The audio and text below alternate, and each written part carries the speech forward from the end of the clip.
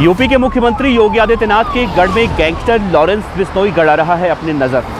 Lawrence Bishnoi की नज़र खासकर इसी नोएडा और ग्रेटर नोएडा और गाजियाबाद पर है, जहां से लगातार यूपी पुलिस गैंगस्टरों का सफाया कर रही है। तो क्या लॉरेंस बिश्नोई गैंग अब पश्चिमी यूपी में उस जगह कब्जा करना चाहता है जहां पर कभी गैंगस्टर अनिल दुजाना से लेकर सुंदर भाटी की दहशत हुआ करती थी। अनिल दुजाना की पुलिस एनकाउंटर में मौत और मोनू चौधरी की दहशत खत्म होने के बाद क्या लॉरेंस बिश्नोई अपने शूटरों को यहीं पर सेट करना चाहता है? क्या योगी आदित्यनाथ जो यूपी के मुख्यमंत्री हैं, जिनका कहना है यूपी में नो गैंगस्टर, तो लॉरेंस गैंग के खात्मे की शुरुआत क्या इसी यूपी से होगी? कहते हैं कि जराइम की दुनिया में ना तो कोई स्थायी दोस्त होता है और ना ही कोई अस्थायी दुश्मन, और तो और जराइम की इस काली दुनिया में गैंगस्टरों की जगह भी अस्थायी नहीं होती है। तभी तो ये गैंगस्टर वारदात उत्तर भारत में करते हैं और साउथ के राज्यों से पकड़े जाते हैं। यूपी के अपराध की दुनिया में ऐसे कई गैंगस्टर हुए हैं जिनका अंत कुछ ऐसा ही हुआ है। अभी हाल ही में उत्तर प्रदेश में कई गैंगस्टरों को खामोश कर दिया गया। अतीक अहमद के बेटों से लेकर गैंगस्टर अनिल दुजाना तक, यहाँ तक कि खुद अतीक और अशरफ भी।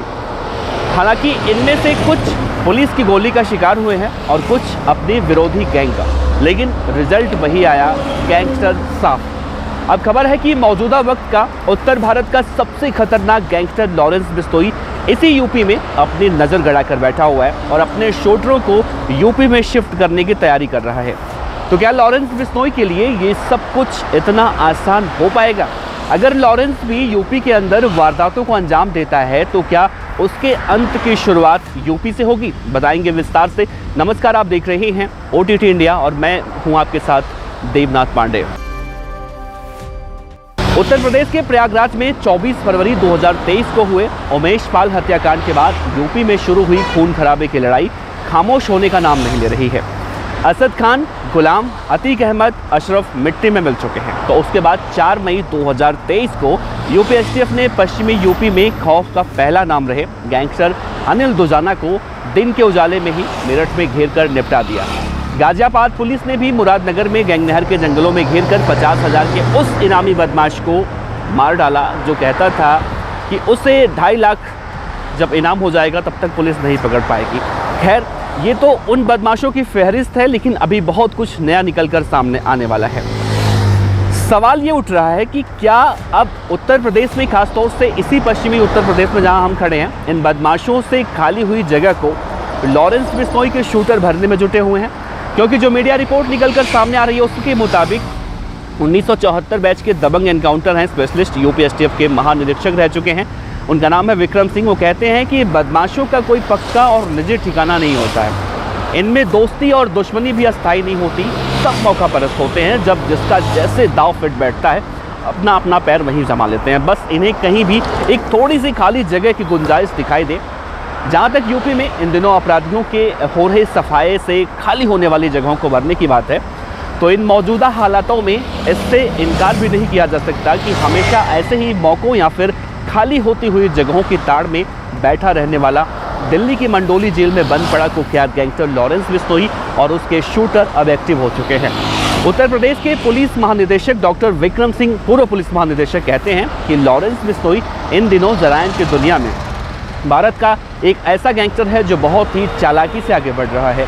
वो भले ही दाऊद बाउद तक पहुंचने की कुव्वत ना रखता हो, लेकिन उसके इन दिनों जेल से बाहर जराइम की दुनिया में अपनी हवा मीडिया वालों के जरिए ऐसे ही फैला रखी है, जैसे कि मानो दाऊद इसके पैरों में पड़ा होकर लौट रहा हो। खैर, ये सब लॉरेंस बिश्नोई के घाक दिमाग की कारस्तानी बता रहे हैं। दरअसल लॉरेंस बिश्नोई ने दाऊद और अपने गैंग के मिल जाने की हवा भी इसीलिए उठाई होगी। जेल में बंद रहते हुए भी वो अगर दाऊद से अपना नाम जोड़कर हवा में ही जोड़ता है तो जेल में बाहर मौजूद, जेल से जो बाहर हैं, उसके शूटर इससे कुछ खा कमा सकते हैं। ऐसे में इस बात से इनकार भी नहीं किया जा सकता कि पश्चिमी यूपी या फिर वहाँ के कुख्यात बदमाश जिस तेज़ी से निपटाए जा रहे हैं, उस खाली हुई जगह को लॉरेंस बिश्नोई के शूटर अब भरने में जुट गए हों।